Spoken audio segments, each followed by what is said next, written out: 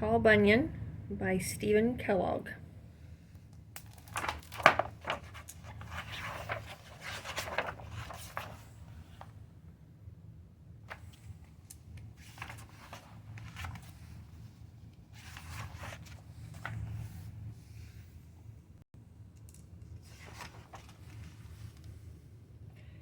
Paul Bunyan was the largest, smartest, and strongest baby ever born in the state of Maine.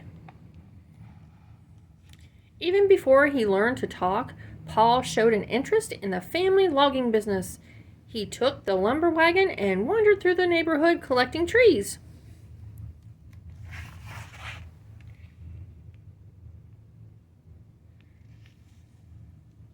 There were so many complaints about Paul's visits that his parents anchored his cradle in the harbor.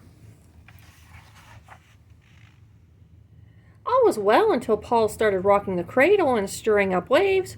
After his parents had paid for the damages, they decided to move to the backwoods where life would be more peaceful.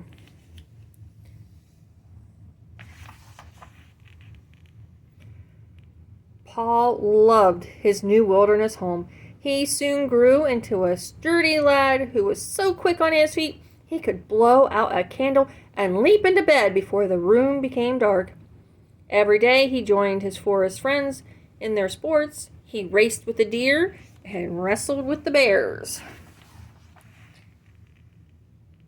One morning, Paul woke to find the world under a blanket of blue snow.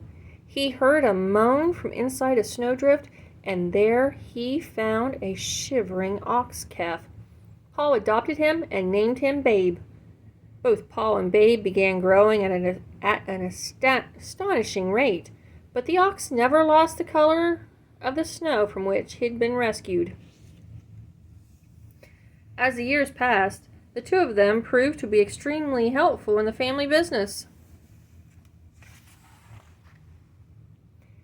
At 17, Paul grew a fine beard, which he combed with the top of a pine tree. By this time, other settlers were beginning to crowd into the Maine woods. Paul felt an urge to move on. He said goodbye to his parents and headed west.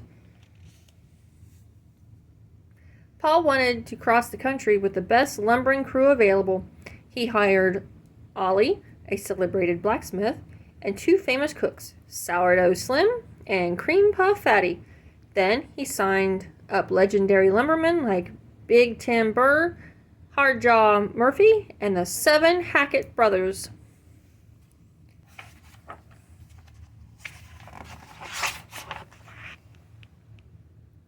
Paul put the camp buildings on wheels so that Babe could haul them from one forest to another. As soon as he had cleared the land, pioneers moved in to set up farms and villages. On the slopes of the Appalachian Mountains, several of Paul's men were ambushed by a gang of underground ogres called gumbaroos. Paul grabbed the camp dinner horn and blew a thunderous note into the gumbaroos' cave, determined to blast the meanness right out of them. To Paul's dismay, the gumbaroos responded by snatching the entire crew. A wild rough and tumble rumpus began inside the den.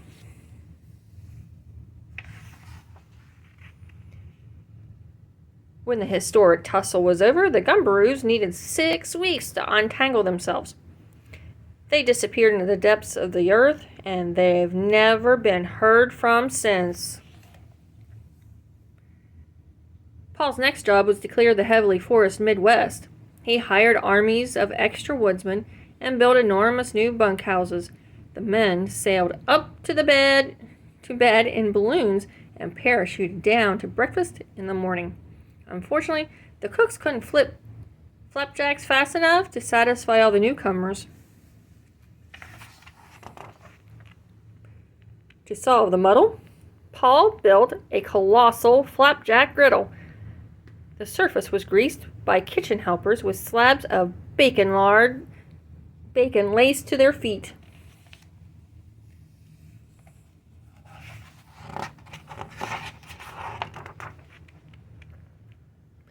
Every time the hot griddle was flooded with batter, it blasted a delicious flapjack high above the clouds. Usually the flapjacks landed neatly beside the griddle, but sometimes they were a bit off target. Paul took a few days off to dig the St. Louis River and the Great Lakes so that barges of Vermont maple syrup could be brought to camp.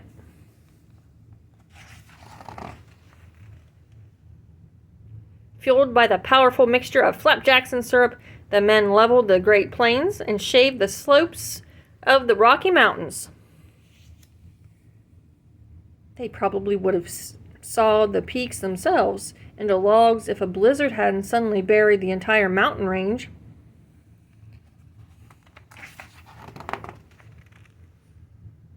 That blizzard continued for several years, snuffing out the springs, summers, and autumns. The crew burrowed into their bunkhouses and hibernated.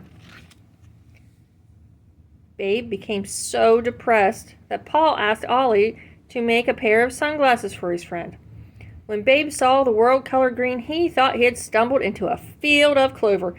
He began eating the snow with such gusto that soon the treetops reappeared.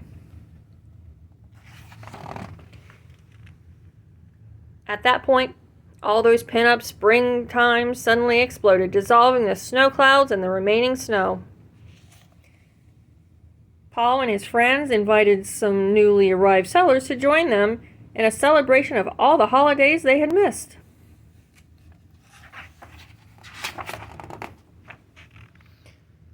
After the festival, the lumberjacks continued their journey, but as they headed southwest, the blistering sun and the giant Texas varmints proved to be more of a problem than they had expected. Travel became so difficult that some of the men began to speak longingly of being buried by the blizzard or bear-hugged by a gumbaroo.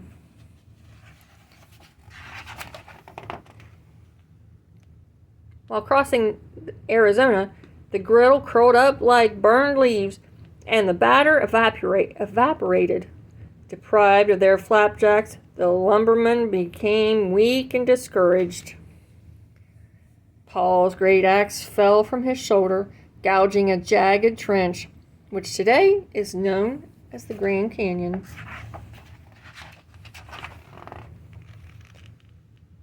Disaster seemed certain until Paul came up with a desperate plan. He headed east and found a family that could sell him a barn filled with corn. Babe galloped it back across the desert. When the flaming sunrise hit that barn, it exploded, and the lumbermen awoke to find themselves in a raging blizzard of popcorn. Dizzy with joy, they pulled on their mittens and began blasting each other with popcorn balls.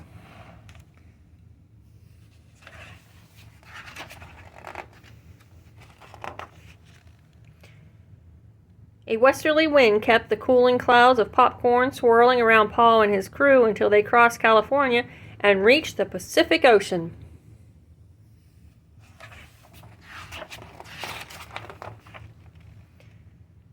After he had crossed the country, some say that Paul gave up lumbering and rambled north, searching for a new area of untouched wilderness. With the passing years, Paul has been seen less and less frequently. However, along with his unusual size and strength, he seems to possess an extraordinary longevity. Sometimes his great bursts of laughter can be heard rambling like distant thunder across the wild Alaskan mountain ranges where he and Babe still roam.